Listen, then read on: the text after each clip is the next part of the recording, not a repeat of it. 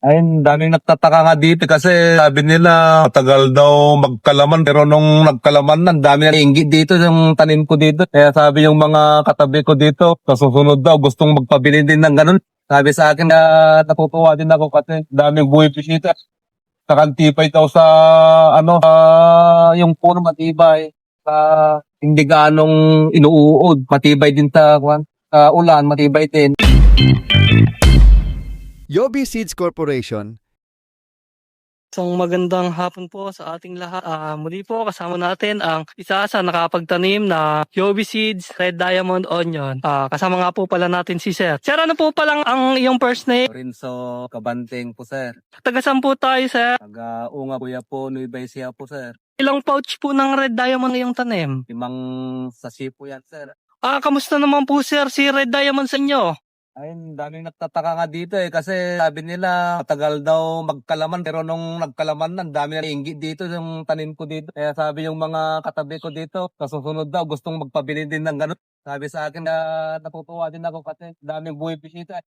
Nakantipay daw sa hindi ganong inuuod. Matibay din sa, sa ulan, matibay din. Hindi siya ano, yung gelso lang yung dahon niya. Pero ito, naka-concentrate lang na ano, gelso lang yung dahon niya. Pero yung laman naman, tignan mo naman, ganda yung laman. Sabi nga, ang pupula sabi kanila eh. Sabi ko, magarin ito ako. Lahat ng sibuyas na naisubukan ko. Pero ito, iba-ibang klaseng sibuyas itong Redemo. Ayun lang masasabi ko. Kung sino man magbabala dyan na magtanim nito, sukan niya maganda.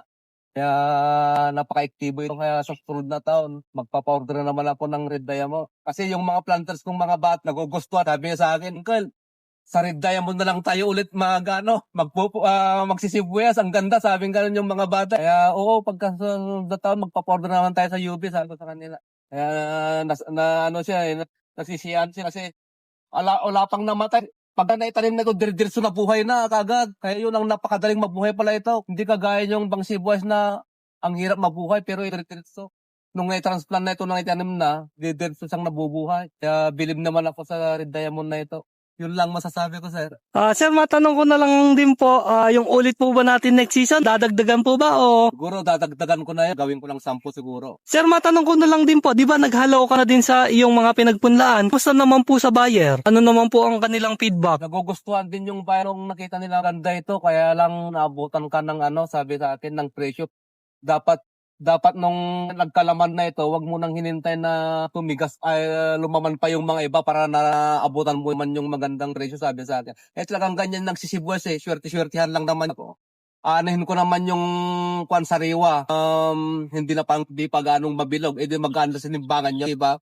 Kaya ginawa namin, pinatigas na namin, pinalaki na namin yung laman para mas matigas sa timbangan, mas mabigas sa timbangan. Kaya yun.